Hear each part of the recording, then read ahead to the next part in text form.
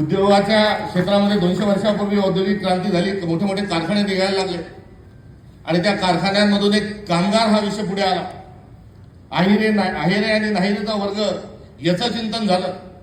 पाश्चात्य देशातले कामगार, पाश्चात्य देशातला कष्टकरी हा दिवसभर काम करायचा, राबायचा आणि संध्याकाळी कुठल्या तरी बारवर पबवर जाऊन त्या ठिकाणी तो त्याचा दिवसभराचा श्रमविहार करायचा.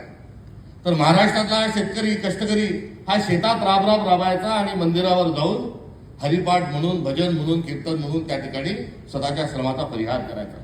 आणि या सर्वांमधून जो एक विचार आहेरे नाहिरेचा आणि मार्क्सवादाचा कम्युनिस्ट जो विचार आला, त्या कम्युनिस्ट विचारामध्ये कामगार हा विषय होता. मात्र जो आहेरे आणि नाहिरे दोन्ही एकत्रित स्वरूपात जगतो. आहेरेमध्ये जमीन आहे, संस्कृती आहे, परंपरा आहे आणि नाहिरे तर काय, तर शेतमालाला बाजारात भाव नाही, स्वतःची जमीन माझ्या कसत असणारी जमीन माझ्या नावावर नाही.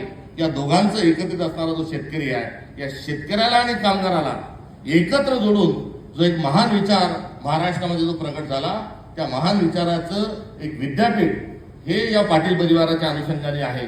त्यामुळे त्यांच्या संस्था, त्यांच्या निवडणुका, त्यांचं सर्वांना घेऊन चालणं, त्यांच्या जिल्हा परिषद, पंचायत समिती या सगळ्या गोष्टींच्या सोबत त्यांच्या घरचा डब्बा, ह्या सगळ्या ज्या गोष्टी आहेत, ह्या सगळ्या गोष्टी ह्या उद्या महाराष्ट्राने आणि राजकारणात काम करणार